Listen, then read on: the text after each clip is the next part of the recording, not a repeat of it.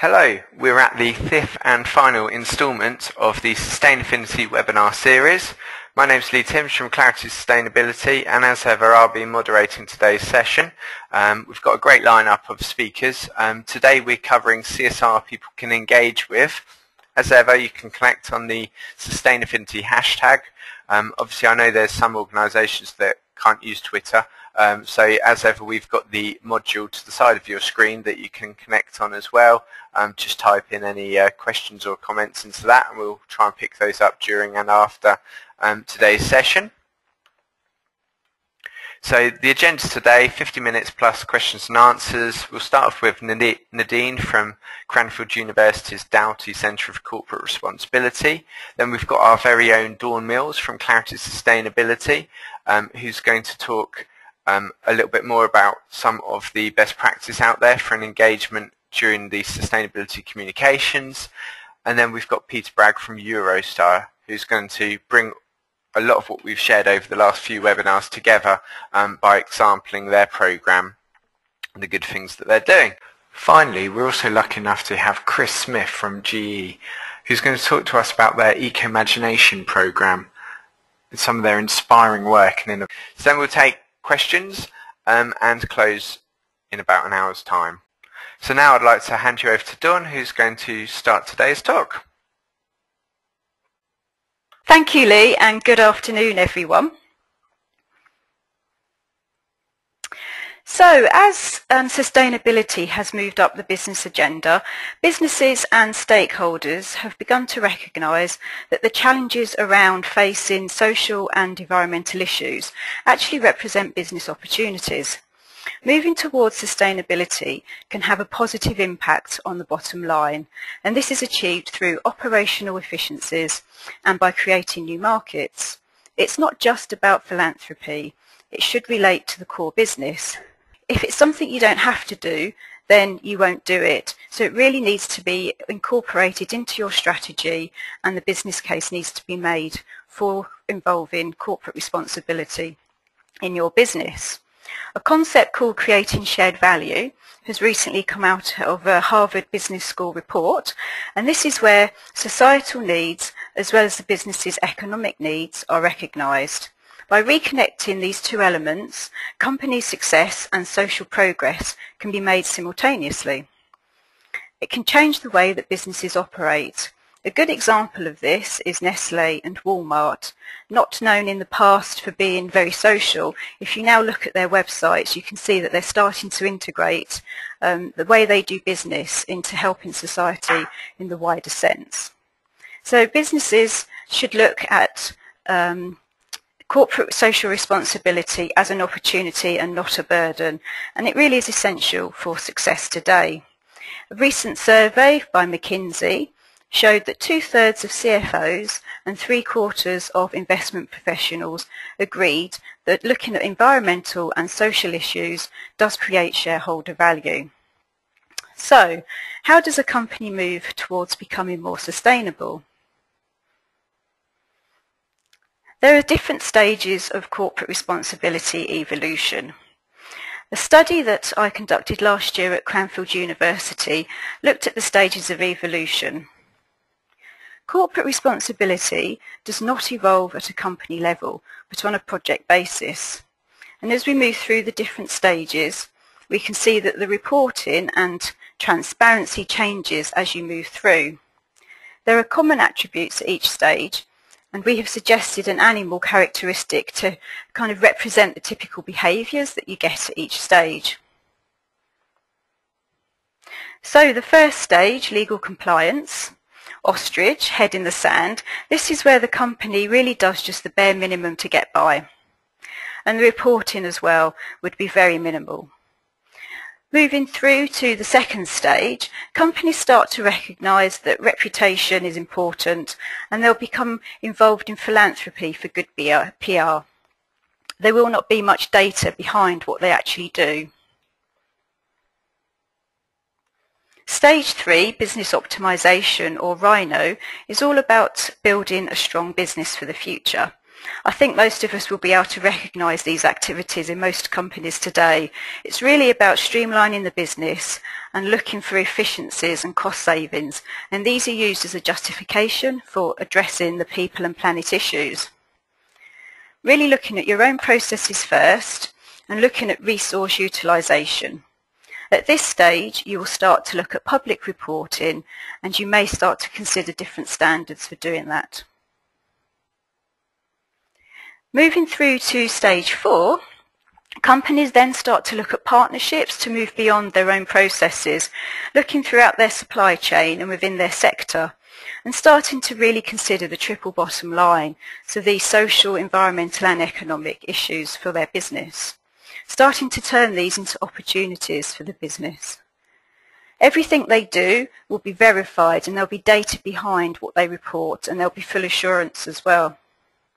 And then even moving beyond this, at stage 5, companies move beyond their own sector and supply chain to collaborate with organisations such as NGOs or governments. And this is really about game changing to demonstrate the strength as we've represented here with the Puma. Really looking at turning the triple bottom line into value for the business, creating competitive advantage, and that creating shared value that I mentioned earlier. There will be full disclosure at this stage, and it will be fully integrated across the business as well. Now, moving through these stages does not happen overnight. A company will typically operate across 2 to 3 of these stages. And as I mentioned before, it's projects that help move businesses through the stages. And it's these projects that drive the company forward in terms of the corporate responsibility evolution and can help transform the business. If you look at your biggest issues first, you can run successful projects around those, and as you have this success, you can then replicate that across the company. An example of a company that have done this is Nike. In the past, they had some bad press around sweatshops, but now they're really leading the industry and driving global standards across multiple stakeholders and really taking the lead. And if you look at them as a case study example, you can see them moving through each of these stages. A couple of other examples I will just go through as well now, just to kind of pull out some of the different characteristics at each stage. United Biscuits. They looked at stakeholder health and nutrition concerns. They've reformulated their biscuits, resulting in 40% reduction in palm oil use. I think we've heard about the palm oil plantations and the environmental damage this can have. So this has not only helped the environment, it's reduced their costs, made their biscuits healthier, and actually in the process their biscuit sales have gone up as well. MTN, Mobile Money, have created a new market by addressing social needs in Africa. They identified that many communities didn't have access to financial services. They're a telecoms company, and they created a mobile solution to address this. This has not only grown their own business, but it's actually developed the local economy as well. This is an example of the shared value that we spoke about. Then there are more obvious examples, such as the logistics industry and a company such as DHL, looking to reduce their carbon emissions. Fuel's their biggest impact, and if they can reduce the fuel use, it has a huge impact on the environment, as well as their bottom line. But they're moving beyond this. They're looking to partner to create innovation within the industry, and things like the teardrop truck design can be seen now on our roads, and this is further reducing their fuel use. There are common success factors that can be pulled out across the different stages of evolution and the move towards sustainability. Leadership from the top is very important, and as I said, incorporating it into your company strategy. Partnerships and collaboration are key for moving beyond your own gate and really looking at solving the issues and looking at new ways of doing business. Stakeholder engagement is critical, as is transparency, and we'll talk a bit more about these later on in the presentation. I will now hand you over to Nadine. Thank you. Thank you, Dawn. That was a great overview. I'm now going to specifically look at reporting on your organisation's strategy and performance. So the first basic question, of course, is why are we reporting? Why should we report about our performance? And within that, who should we report to? Well, firstly, let's talk about reporting to the business, to your business. The process of reporting itself is actually a really useful way to do an internal audit of what you do, why you do it, and how you're doing it. It's a great way, whilst you're going through that process, to engage with your internal stakeholders, some key external stakeholders, to benchmark yourself in the industry as well, and also look at or revisit how you are aligning your activities with your core business materiality. So reporting the process supports your strategy and your drive for continuous improvement. Secondly, reporting, of course, also informs stakeholders and gives you a platform to engage with key stakeholders. Within this is the question of who you are reporting to and what the purpose of that is. So you need to understand who your priority stakeholders are and, importantly, what information you're reporting to them, and also what you want to achieve out of this, which should be a way to engage with them, to have more than one-way communication, but to build to a two-way communication level. Now, of course, thirdly, reporting can actually also help your brand, help your reputation. By being transparent and by building up trust and brand loyalty, by sharing this information and showing the willingness to share this information, this can give you a competitive edge, both in building your corporate brand, but also in putting goodwill in the bank, because you're showing your level of seriousness in embracing being a sustainable business and your willingness to share information and be transparent as an organization. That in turn, of course, encourages the organization to have good corporate governance and risk management, because you are having this level of transparency. There are a few levels or options of reporting, starting from a basic one-way communication through to a much higher level of engagement reporting. So if we start with the basic, this is literally, as it says, very basic, a few pages on a website or perhaps a few pages in an annual report. Usually done by marketing or communications, and it's not aimed at a specific stakeholder, so no thought really has gone into what information are we trying to transmit, who to, and what is it we want to achieve at the end of it. The information probably is not strategic, more compliant. You may have a mission statement, a strapline, and a mini case study, but that's about it. Happily, few companies are at this point, and a CR-specific reporting option is what a lot of companies start out with. And this can be a standalone report or a dedicated section in an annual report, which gives details of the mission, the strategy, how the sustainability strategy fits in with the overall business, what accountability the organization is saying they have, what the targets are and improvements. This is much more strategic, so it's giving strategic information. There is information which is aimed at your key priority stakeholders, and there is usually an invitation to engage for them to feedback with you. It's still a one-way communications to them, but it's an opening the door, an invitation for them to communicate back to you. We then get through to advanced reporting, and advanced reporting is when, as an organization as a whole, corporate responsibility or sustainability is seen as integral into the whole business approach. So it's incorporated into business strategy. Often, and we would recommend this, impact assessment is done, both social and environmental, but also don't forget economic impact, so from water or carbon footprint to the percentage of tax paid in a country through to social impacts such as community management. And specific business measurements such as numbers of non-compliance to ethical codes and the consequences of this. So this is much more detail, and it's sending an incredibly strong message that this organization takes sustainable business very seriously. The organization will use a reputable framework, and this reporting process is usually done by the CR and the marketing team together, and always a board member who has a dedicated role and responsibility for sustainability signs this off with the CEO. So as you can see in this advanced level reporting, there's much more information being given, much more transparency, and much more setting of the tone of the organization and how they want to be a sustainable business. So those who want to be a leader in sustainable business, for example, often move quite quickly through to this advanced reporting level. And finally, there's the game-changing reporting. And I'll say straight off that there's actually very few companies who do this. It's very difficult, and an organization generally has to be further along the stage of maturity to do this game-changing reporting, but it is incredibly significant. And more regulations are starting to look towards this.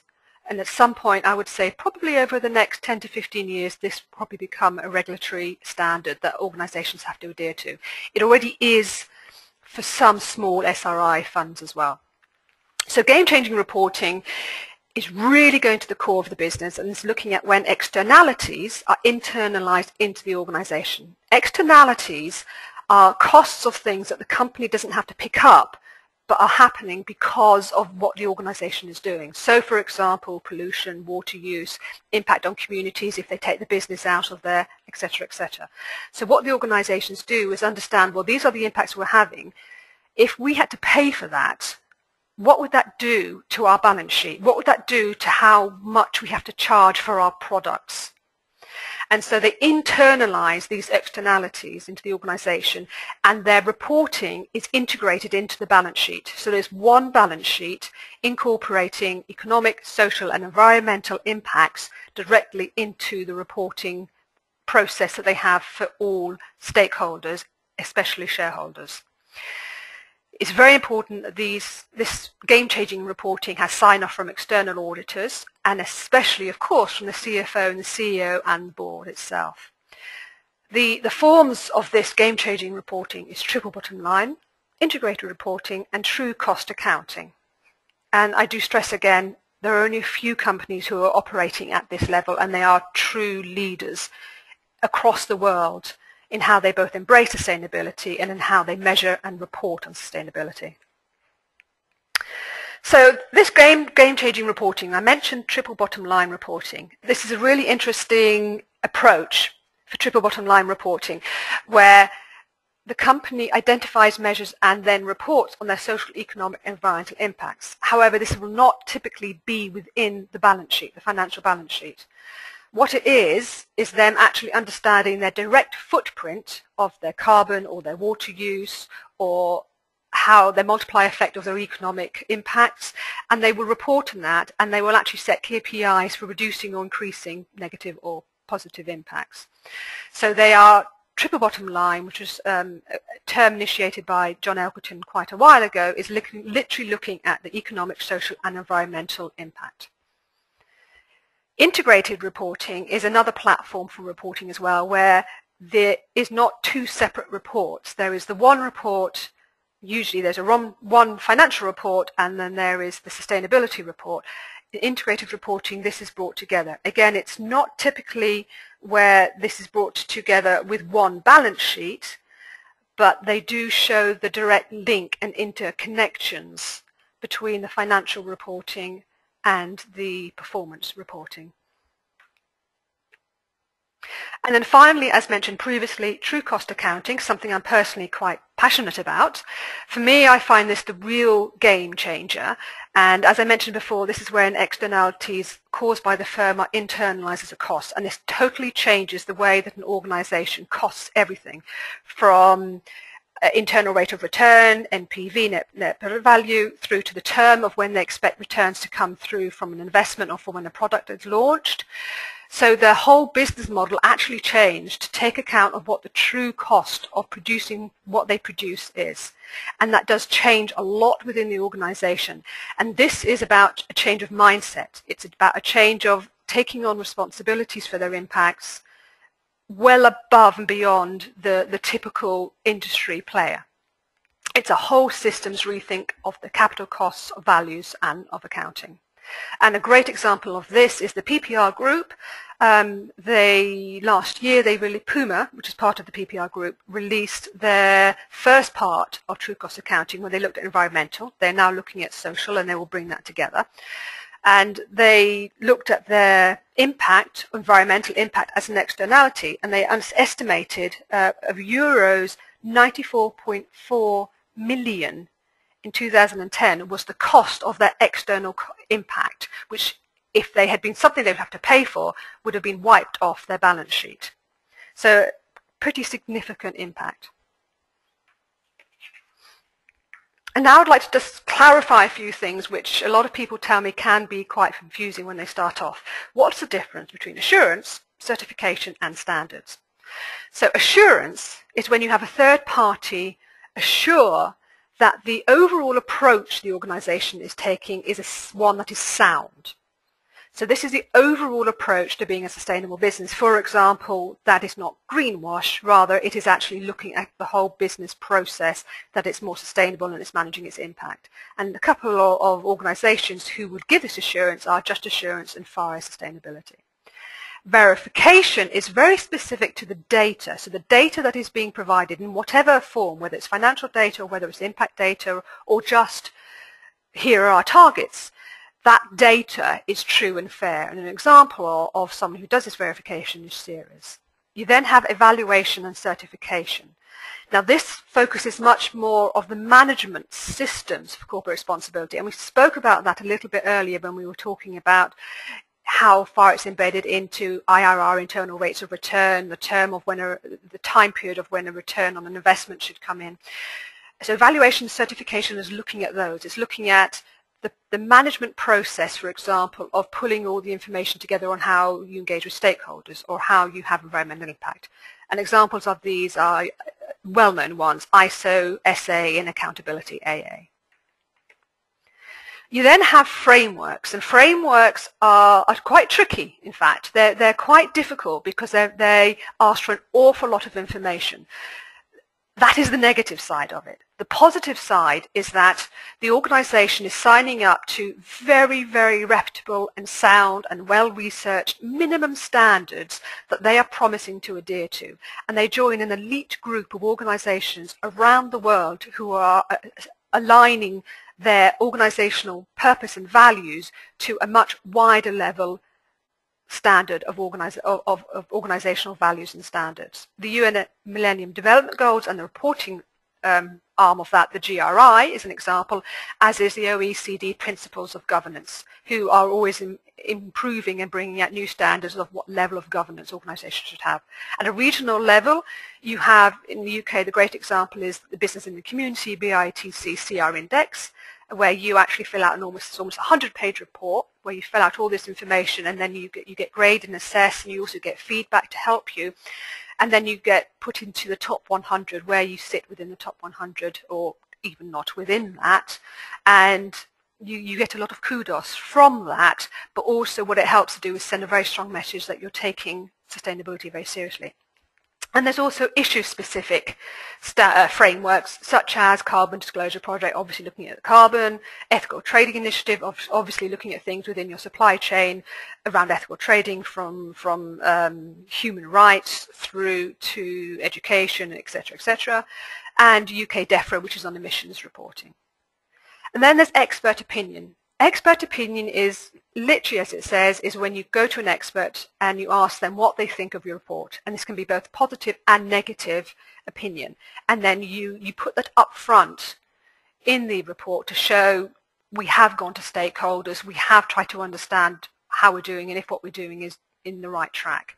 If it's internal, which can be a bit weak, this is a statement from the board or the CEO on the level of commitment. Now, it's always good and it's actually quite important to have a statement from the board and the CEO on the level of commitment and on what's being done.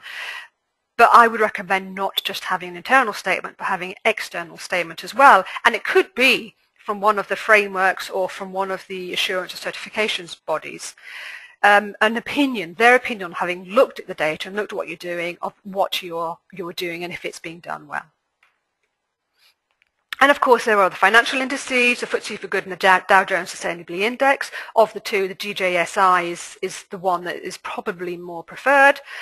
And then there's specific reporting for SRI inclusion. Socially responsible investment, this area is growing massively. Out of all the investment areas, the SRI funds are growing very, very quickly. And they have specific criteria for from one level, the purpose of the business, through to another level of your actual performance and impacts across the triple bottom line. And they will actually have specific questions that they will ask you, but if you include those in your report, you probably don't need to do a whole separate report for them. And then, as discussed earlier, there's a financial integration, which is an assurance, which is the true cost accounting is an example of that. You actually get a certification when you have gone through that process. So it's a great assurance of what you're doing and the level of commitment that you're giving. A great example that I want to share with you is Coca-Cola Enterprises. They are a Europe-based part of Coca-Cola Global. And they do a variety of different reporting and use a variety of different reporting platforms to engage their stakeholders. So they have the one-way communication, a standalone report, where they have, it's a separate CR report. So they have their strategy, their KPIs, commitments and priorities within that. But they then go that bit further to get insurance and certification. And so they have the GRI, they report into the GRI, they have ISO, and then they have the SGS as the third-party verification. And then they have the President and CEO statement, as I mentioned, third-party or internal verification. They also have issue-specific, and water is one of their priority areas. So they have an issue-specific water section within their report. And like I said, they report to the global framework and they have commitments to that. And at a UK level, they are in the BITC CR index. So you can see all these different things that they do. All these different things that they do, they go from standard, I'm reporting at you, to I'm providing information for specific stakeholder clusters and my priority stakeholders, the information I want to share with them, through to a third level of I want to engage with you on specific issues, water being an example of this. And then they also go to a fourth level, which is about stakeholder engagement. And for this, they do videos, they have blogs, they go out, do speeches at conferences, they write articles, they have case studies done on them. The CEO goes out and talks at various conferences and to various newspapers. They go and do entries in awards, and they have road shows where they'll go out and talk to various stakeholder groups. So that is much more about a two-way engagement. So they move along this process of starting with a one-way communicating at through to the stakeholder engagement platform, which is much more inclusive. So finally, I really want to stress, I've given you a menu of reporting platforms and why you would use one platform at one point and another platform at another. One-way communication because you're trying to engage a specific stakeholder group, etc., etc. But this isn't a template that you must do all of these or there are specific things that you must do. It has to be relevant to your organization. One size doesn't fit all. And these are the questions I would encourage you to ask. Why are you reporting? What is it that you want to achieve? Is it engagement?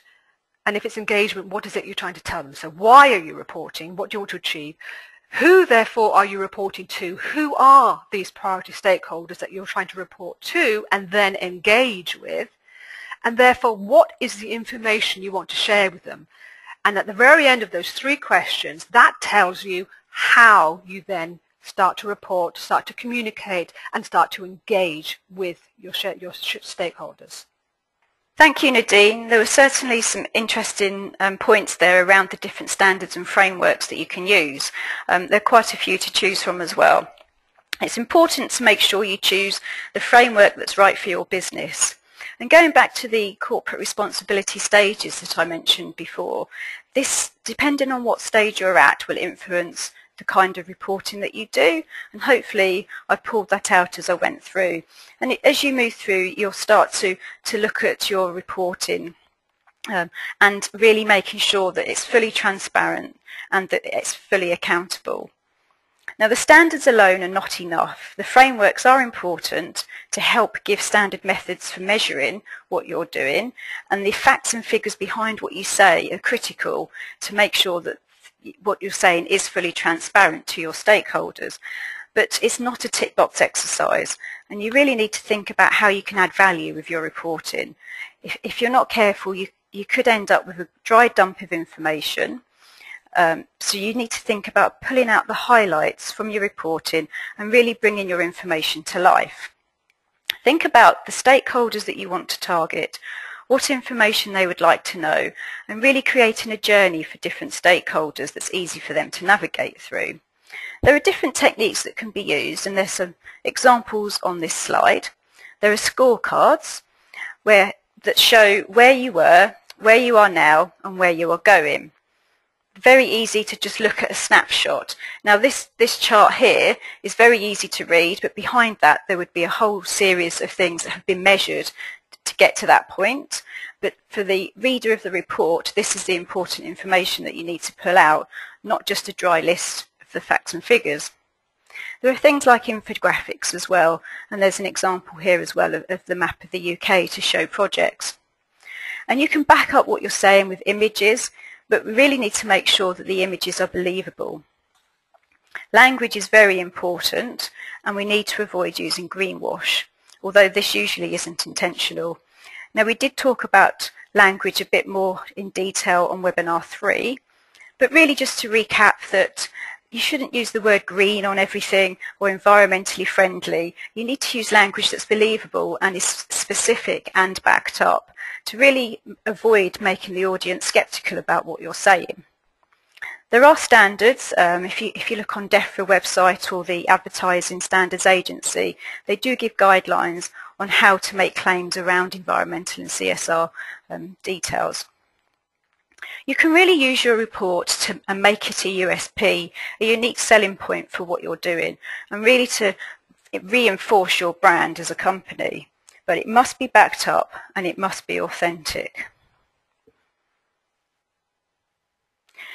As I mentioned, it's all around stakeholder engagement, but publishing a report in itself is not a substitute for the engagement. It's an important tool, but really you need to move beyond this to create a two-way dialogue and to enable you to respond to your stakeholder feedback. Move from just disclosing what you do to fully engaging. Here are some examples of the different types of stakeholders that you need to consider. A stakeholder is anyone who impacts or is impacted by your offering. So think about which stakeholders you want to target, consider what's of interest to them, and as I said, create that journey for them through the information that creates a journey to engage and allows them to assess your strategy, where you are at the moment, and also where you want to be moving to in the future.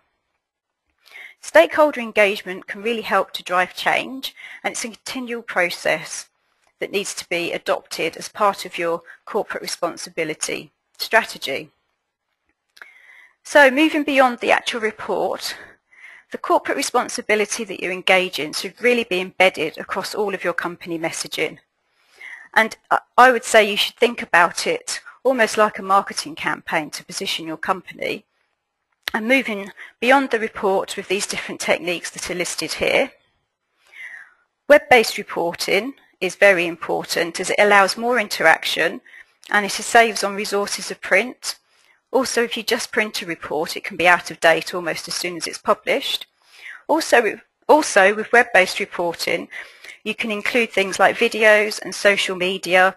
You can generate microsites around particular issues and activities that you're engaged in. A good example would be Virgin Media, who only do digital and online reporting for their corporate responsibility. Now, I'll go through an example for Marks and Spencer's and their Plan A, which really engages each of these different activities that are listed on this slide. So they look at doing radio, TV, PR. They have messages on their lorries, in their shops, and they have a big online presence as well. There was a recent campaign called Swapping that they've just launched, and this was really clever in the fact that it's creating a new infrastructure within shops to enable consumers to recycle their clothing. It's partnering with Oxfam, but at the same time it reinvigorated the Plan A campaign in itself. And they've done road shows. You can go online and pledge as a consumer, so that's starting to create that two-way engagement. Also, they have supplier networks and they run road shows, they look at conferences, really to look at sharing ideas across their supply chain and creating that two-way dialogue, so not just with their consumers but with their suppliers as well. Another example of a more local activity is the Rockingham Forest for Life. Now, I thought I'd go through this one because it's not just big corporate companies that can be engaged in corporate responsibility activity. SMEs can as well. A lot of SMEs are suppliers to larger companies, and they often drive change with smaller companies as a sort of condition of them providing to them. But beyond this, SMEs can also engage in their own activities. The Rockingham Forest for Life is a local approach to tackle climate change, and it's around creating woodland.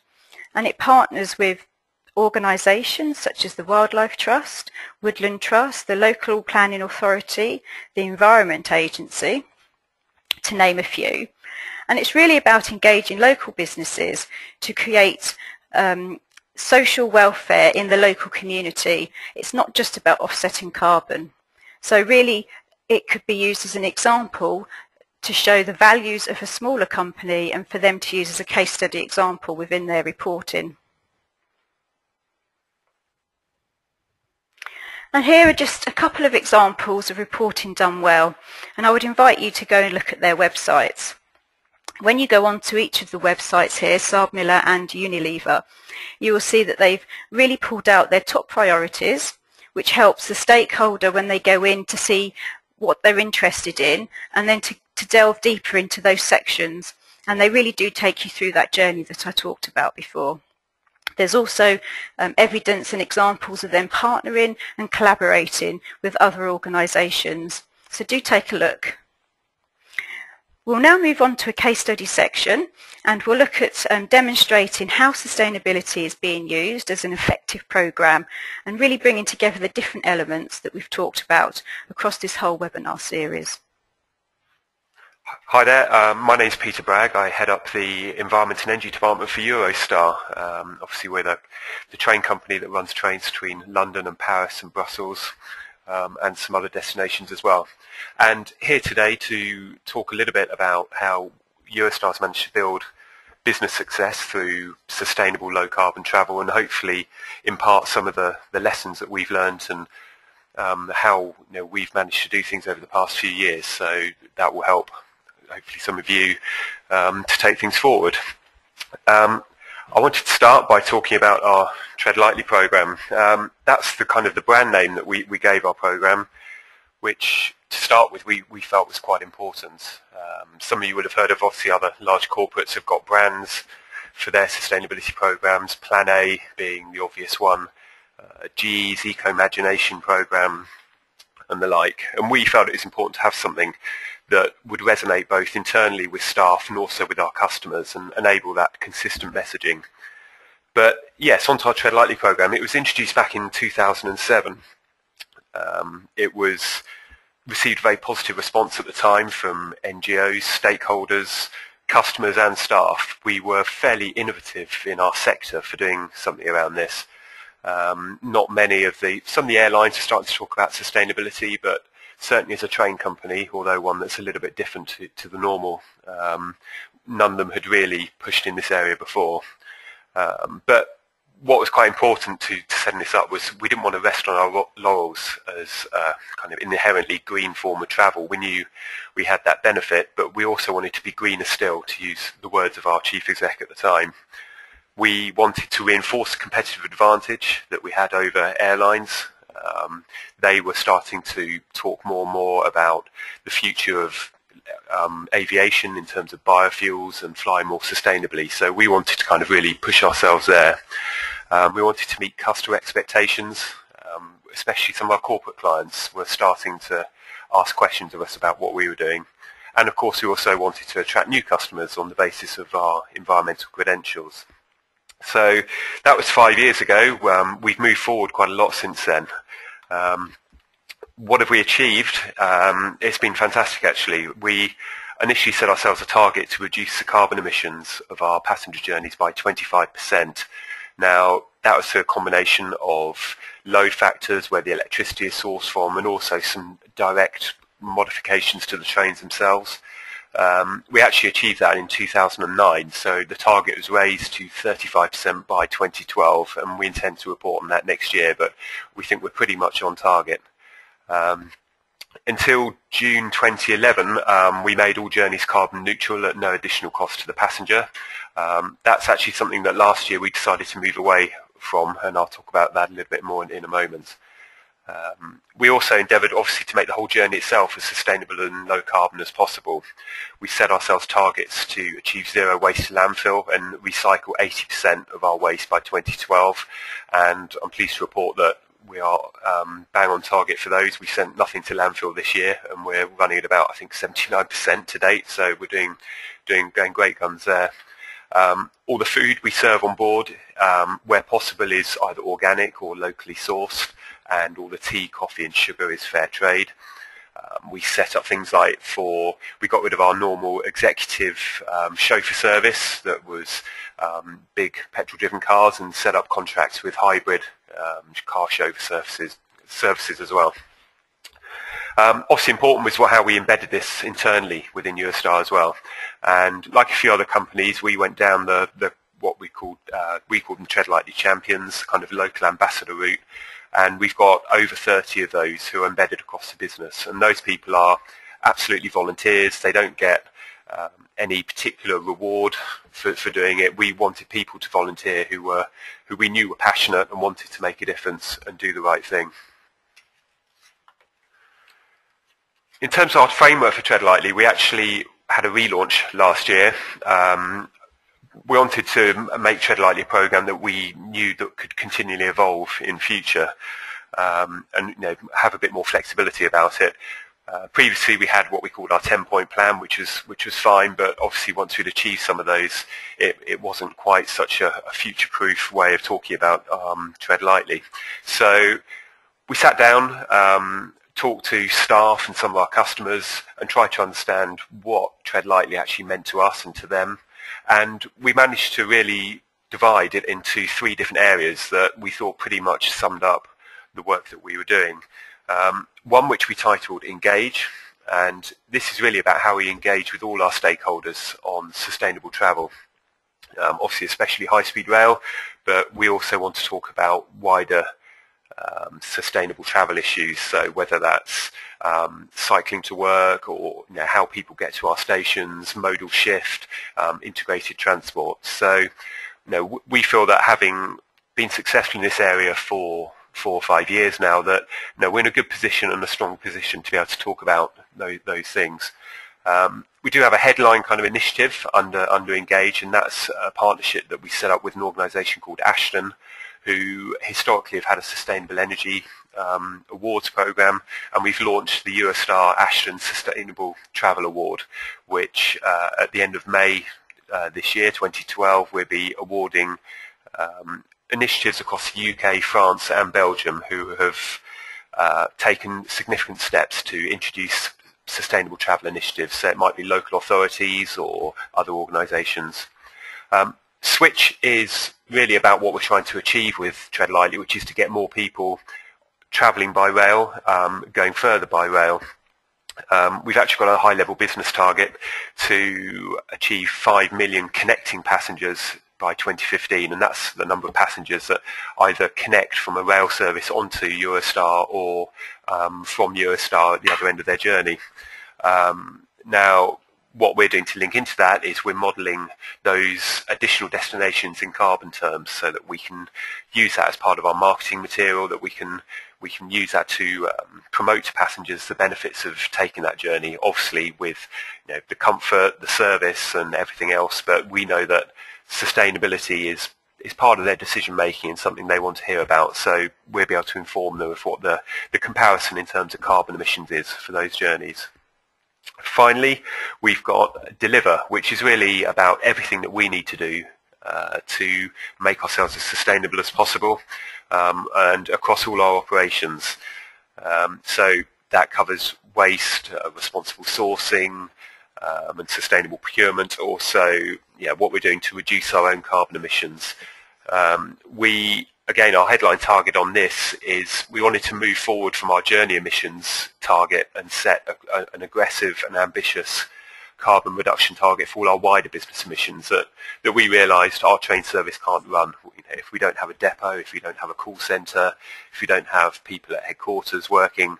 So at the moment we're undertaking an exercise to carbon footprint our entire business operation, and that's going through Scope 1, Scope 2 and into Scope 3, so we're getting into our supply chain as well.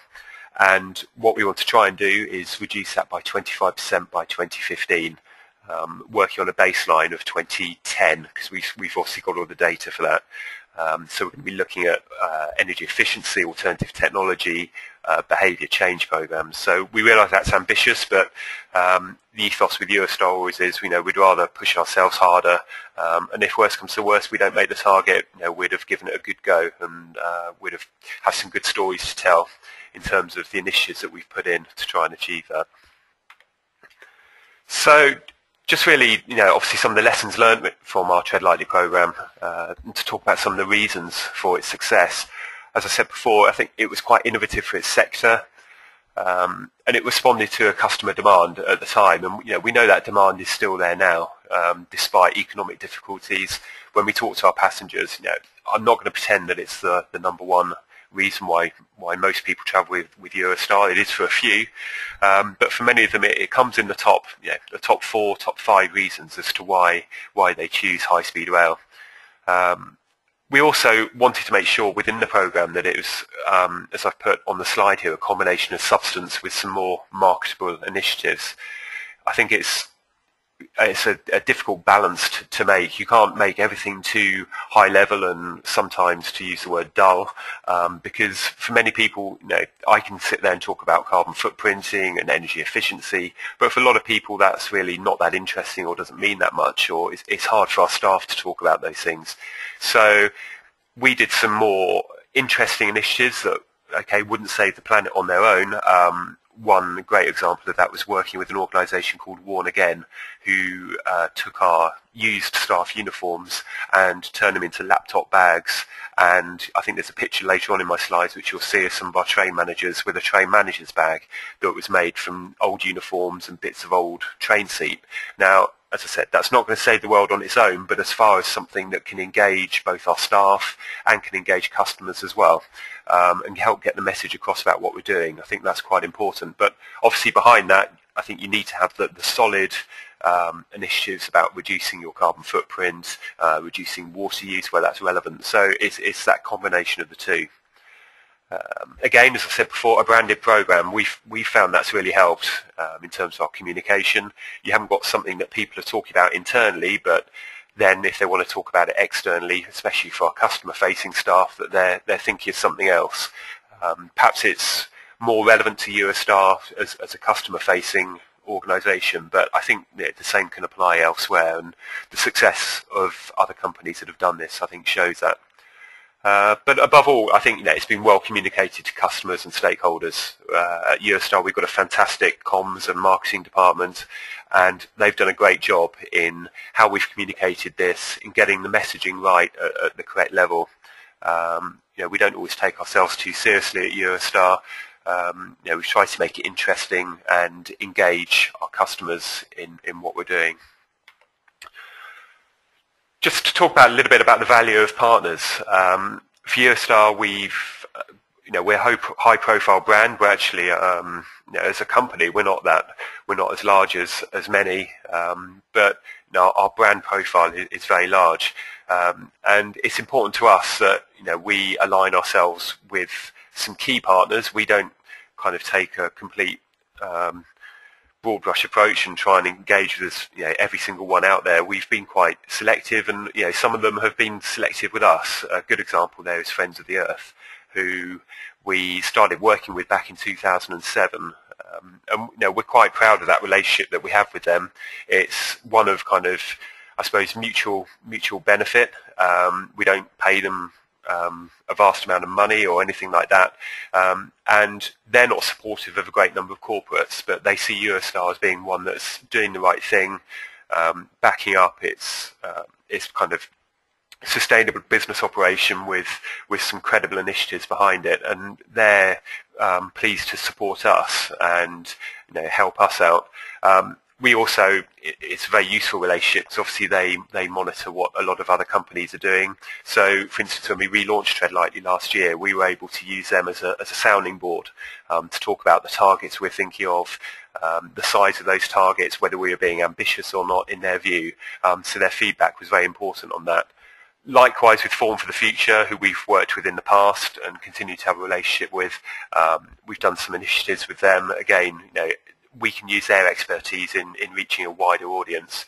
And then we have other partners who we support, one here which is a charity called the Young People's Trust in the Environment, who are a fantastic charity, do work with around educating young people on all environmental issues, and we felt we could help them with their profile, get the EUROSTAR brand behind what they're doing, but also hopefully get some of the messaging out there about sustainable travel when they're doing their education programs. So it's looking for partners that have mutual benefit. We're not into, and believe me, we don't have the financial resources to throw millions of pounds at partner organisations. It's more for one about mutual benefit for us. Just talk some of the lessons learned here about communicating your achievements. I think reporting, communicating is something that's people always find, or companies always find difficult. And as I said before, it can often be a fine balance. Obviously, transparency is important.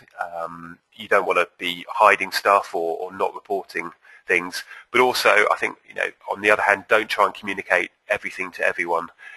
The days of a few years back where your principal sustainability communication was something like a 150-page sustainability report.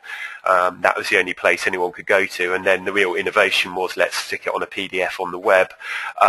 Really doesn't work. Most people aren't interested. If you do some stakeholder research and find out how many people actually read those things, it's a remarkably low number, just a few NGOs and students. And I put here kind of 3 rules really, I think, to follow that we try and use. I think they're very simple, but it's really think about what do you want to tell people and who those people are. What do they want to know? Not what do you want to tell them, but what do they want to know?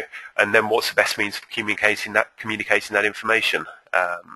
It depends whether it's your staff. You might want to tell them certain stuff about why you're doing your environmental program, what they can do to help, and use internal methods such as intranets or other means, briefings to do that. But for customers, for instance, you might want to tell them about why EUROSTAR is a more sustainable option, what is relevant to their journey, and in communicating that, they don't want to be bombarded with emails, so it's looking at perhaps more subtle ways of communicating it. So yes, at EUROSTAR, in terms of the transparency thing, every couple of years we get the carbon emission calculations of the journeys that we do redone. But although we could do that ourselves, we have that done by some fairly credible external consultants. But we also look where possible to have that externally verified. Previously, we've had Bureau Veritas do that for us. This year, we're going down a slightly different approach and using a carbon emissions accreditation system called CMARS. But it doesn't really matter what the tool is. I think having some sort of verification when you're talking about information that's quite critical and open to challenge is important. But yeah, simple messaging developed for our customer collateral. So whether that's on napkins or on the menus for the food on board, just something telling them that their food is organic or locally sourced and it's part of our Tread Lightly program. Full stop. That's all they really need to know. But then more detailed information available on the website. So obviously people that are interested want to find out more can go back. But you see it on the right, that's back in 2009 we did a Tread Lightly report. It was literally a kind of fold out leaflet that you can read in about 5 minutes. We purposely do not go down the route of producing great long sustainability reports. So yeah, here you can see an example on the right. That's one of our old restaurant menus, which you can't really read on the slide, but it talks about our Tread Lightly program. We're lucky we've got an onboard magazine called Metropolitan, which, although that's run by a third party for us, we can get a certain amount of messaging in there. So one of the pages in there has got a few key facts about the carbon emissions of the journey. When you do print at home tickets, there's a small amount of messaging on there, and one of those is how we support our partners. So it talks about supporting Friends of the Earth. So again, that's one of those kind of mutual benefit in kind things that we're able to offer to them. But most critically here, it's about engaged and knowledgeable staff on board. You see some pictures of our lovely train managers there, and they are real train managers. The one on the left is actually one of our Tread Lightly champions, and they're modelling their train manager's bag, which they're very proud of and has been made from staff uniforms. So, as we said, that gives them something to engage with the programme, but also a talking point if they're talking to customers and customers ask some questions. They can hold that up, say, well, look, this is an example. So yeah, I think this is a real just summary page here about some of the lessons that we've learned at Eurostar. Really, don't use overcomplicated language. It's amazing how many customers struggle with the concept just of sustainability, which those of us that work in the industry band around and throw around and are constantly spending our time trying to think of what the next term would be. It's interesting actually just to talk about when we stopped our carbon neutrality programme. We asked our customers about what they thought of it, and it was amazing how many didn't even understand what the concept was at all. But don't preach. People aren't stupid. Just because they don't work in the same area as you doesn't mean they're stupid. So it's about finding the right way of engaging with them. Being positive is important. The days of saying stop doing stuff, don't do this, don't do that, really are gone. And people don't want to hear that. That message just switches them off. So we've always tried at Eurostar to make a more positive message. It's not about saying don't fly, don't go on holiday. It's about go on holiday, enjoy some great experiences and cultural experiences, but think there are other ways that you could travel. Take the train instead. Obviously avoid greenwashing. That's called a few companies out, so be careful about what you're publishing and make sure that when you do put information and data out there that it's accurate. Research what works as well. Research is really important. It doesn't matter who you are as a business. It's not hard to ask a few of your customers or the people, your audience that you're aiming, what interests them, what do they understand by your sustainability program, because you can really get some clear ideas on what you need to do to talk to them. Customer-facing staff are your best ambassadors. Obviously, they're the ones that will talk to people on a day-to-day basis. So that's always a great way forward. And yes, help customers to understand what they can do to make a difference. It's not all about what you do as a business. People still want to do the right thing, but they're not always sure what the right thing is to do. So if you can help them, give them some advice, or to say, but by taking the Eurostar that they're doing something positive, then that can make a great difference. So that is it. Thank you very much. Good afternoon. My name is Chris Smith. I look after urban development for GE in the UK. I'm very pleased to be here today. Thank you very much to Clarity Sustainability for inviting me to speak about Ecomagination. First, I want to clearly lay out the problem statement. Forget about climate change for a second. The science is there. But at GE, we exist to solve big, challenging problems. We aim to drive industrial solutions that are efficient, cost-advantaged, and viable today. We see Ecomagination as a force of making change running through the lives of real businesses and people, making them more productive and healthy. Let's get the vocabulary straight here. This isn't just about sustainability or being green. A new industrial revolution is displacing the traditional energy, water, and transportation businesses.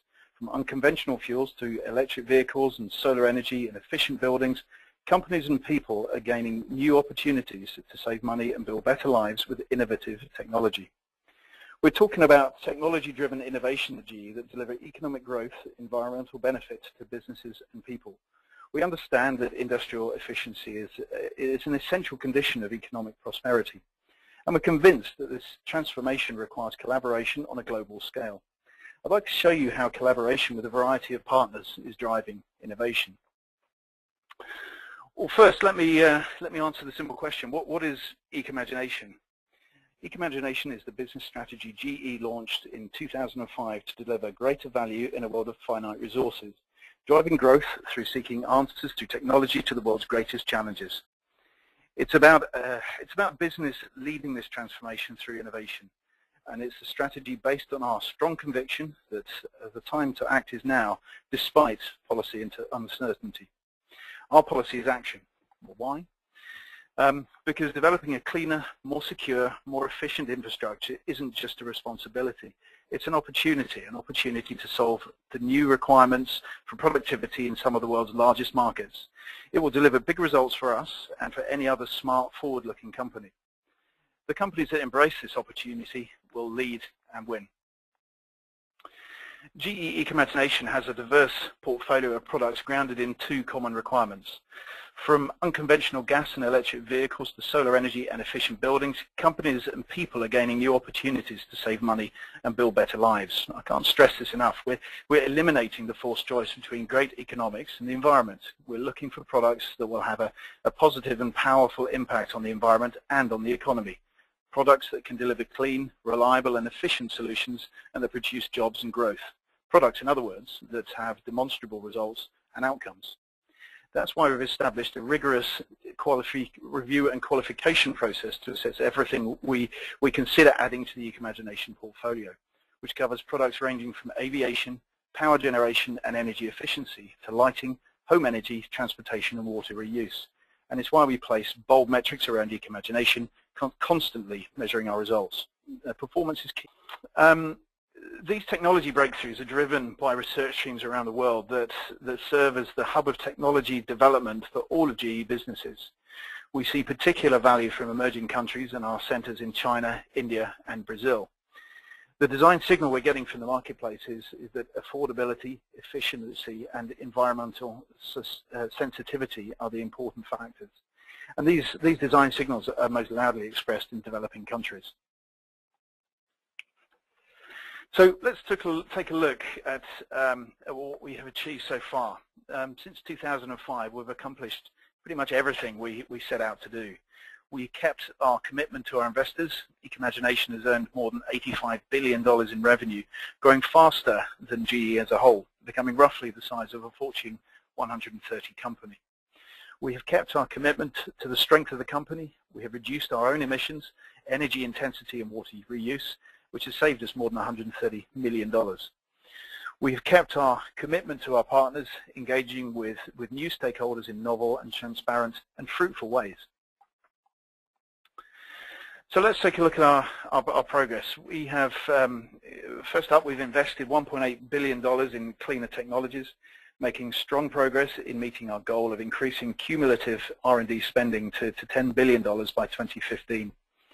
Secondly, we've added 22 new Ecomagination qualified products and solutions, generating $18 billion in Ecomagination revenues, and that's in 2010 alone.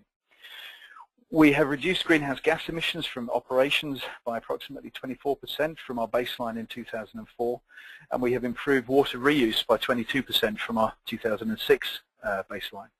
Throughout our progress, we've kept our public informed through this report, through our Ecomagination report, our website and public engagements. All these successes and deliveries have inspired us to double our efforts, pledging 5 strong new commitments to demonstrate our resolve. First up, we're doubling our investment in R&D. In 2005, we committed to double our technical investment in energy efficient and environmentally friendly products by 2010. We met that goal. So 2 years ago now, in July 2010, we committed to double our clean R&D investment once again. And that's a commitment to invest $10 billion in clean energy R&D over the next 5 years. Secondly, we're expanding our focus beyond clean energy. This transformation is about using technology to make the best use of the world's finite resources. Energy is an important element, and we will increase our emphasis on water and other key resources. Thirdly, we plan to boost our revenues from clean energy. We met our initial revenue goal of growing clean energy revenues from $10 to $20 billion. But we knew we could do much more and committed to grow annual Ecomagination revenues at double the rate of overall company growth. We've also kept our commitment to our customers. We have invested more than $5 billion in clean energy R&D, resulting in more than 110 new Ecomagination products and services, things our customers asked for and that we have delivered. to give you some examples, wind energy, since acquiring the business in 2002, we have used technology and innovation from across our portfolio of businesses to improve the performance, reliability and grid interface capability. Our customers have demanded improved capacity for enhanced competitiveness, and we have delivered, improving our value proposition by $300 million per gigawatt of installed capacity. This has made GE the preferred wind turbine supplier in the US, where 1 out of every 2 wind turbines installed has the GE monogram.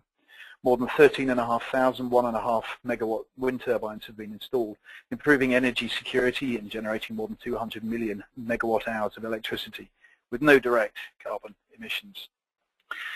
So what lessons have we learned that I can share with you today to help inform development of your own company initiatives? Firstly, the trade-off between the environment and economics is a false one.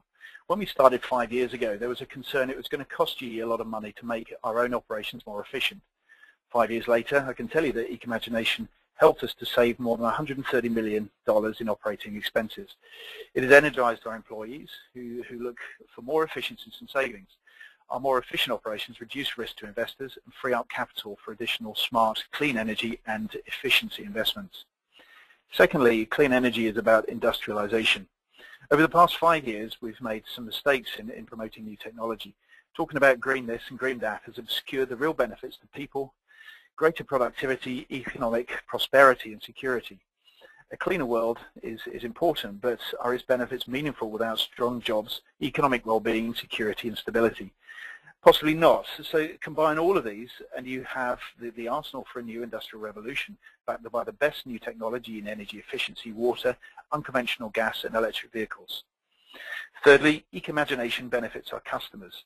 When we started, the thing we heard most frequently was, your customers are going to hate this. 5+ years later, our customers tell us that we're saving them money, that Ecomagination is a value-producing proposition for them, that it helps reduce their operating expenses and their emissions profile, and that helps them become more competitive in a tough business environment. We're also taking steps to promote the wide-scale adoption of electric vehicles.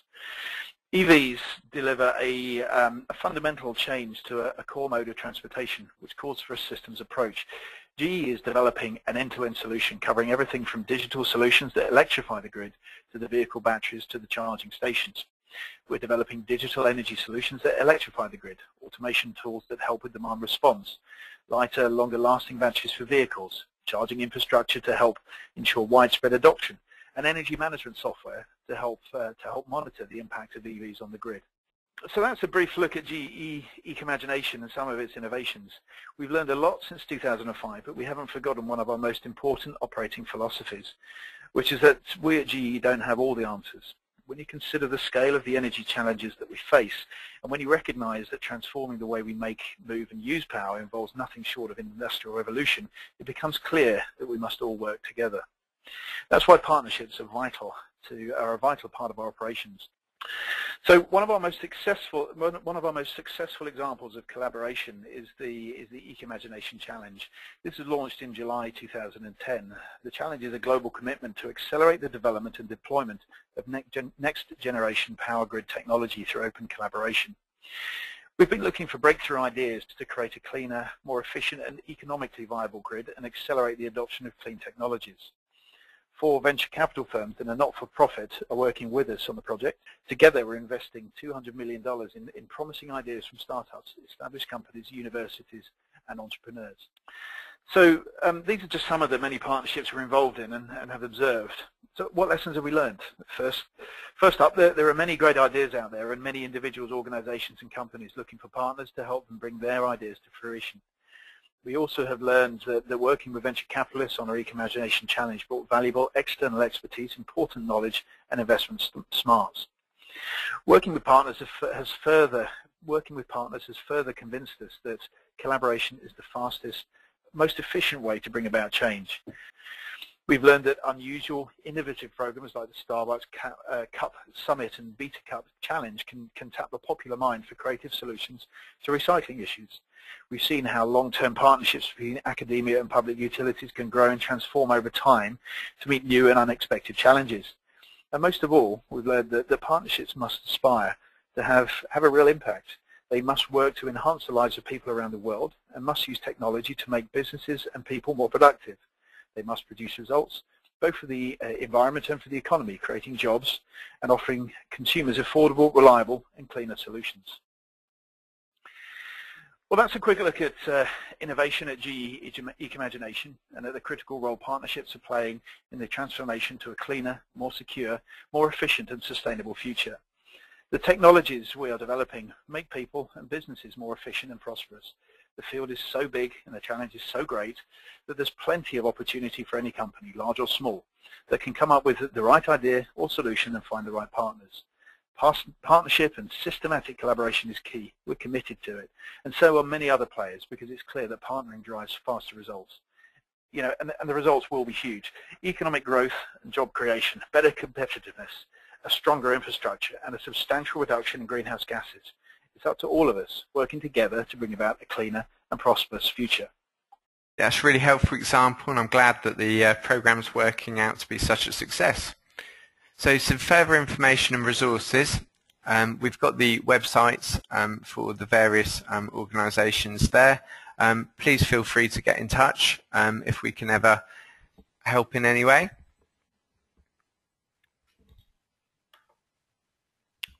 So now we're going to take your questions. So you've been sending them in during the session, and we've popped those out to the various speakers, and they're going to pick it up from there. Thank you. So one of the questions I get asked quite a lot is, reporting can be quite a time-consuming and sometimes disruptive process. Is it worth it? And my answer to you would be most definitely. Stakeholder engagement is definitely, which is the outcome that you want to achieve from this, is most definitely worth it. Through stakeholder engagement, you can start to communicate about the specific issues that you're trying to address. And no company can tackle all of the issues around sustainability on their own. The issues are just too big, they're too vast. Some of them are system level issues. And to actually be able to reach out to suppliers, for example, and say, we need to figure out how to lower our carbon, or we need to figure out in manufacturing, we need to figure out how to reduce our water use in our product development. Your suppliers can bring some wonderful innovative ideas if they know you're looking for this. And so reporting is a good way to tell these stakeholders, yes, we are doing these things, we care about these things. And it may surprise you, because they may care about these things because other customers of theirs or other suppliers of theirs or the countries they're operating in, the legislation is telling them to do this. They will come back to you and say, you're looking at this, so am I. So reporting is a great platform to engage these stakeholders. But what I would say is, one of your key stakeholders are your employees. And how your employees feel about your business helps your reputation or hinders your reputation. And building the brand of your organization as a responsible brand that they are proud to work for really has a significant impact on employee engagement, on employee productivity and innovation. And they are a really important stakeholder group to engage with. And was sent to me actually about whether we at EUROSTAR, whether we've assessed what the wider business benefits are of having a sustainability program. Obviously we've got energy saving and the like, but what have we actually seen any additions to our bottom line? I think the answer is I'm going to be a bit vague here. It's quite hard to track that exactly. Like many organisations, actually putting a complete value on your sustainability program in terms of additional sales is really difficult. We knew when we launched Tread Lightly back in 2007, we did do some econometrics modelling, and we did come up with some figures of around £3 or £4 million worth of additional sales that we believed could be attributed to these to the presence of the sustainability program. But I think what's important is, as I talked through in the webinar, if you do plenty of research with your customers, you can get a good view on how many of those customers feel sustainability is important and for whom it's a key decision. And especially for an organisation like ours, where people have a choice, they could go and take the plane. which often, in some cases, may be cheaper. I mean, EUROSTAR'S been very successful. We've got about 80% of the market now between London, Paris and London, Brussels. But for those people that have got a choice and for whom sustainability is important, that's a reasonable proportion of our customers. Certainly enough to kind of justify us pushing forward on Tread Lightly and making sure that it stays core to the business going forward. Right, so that's the end of our last part of the Sustainaffinity series. Thank you ever so much for joining us. We hope that you found it useful and there's some practical things that you can take away.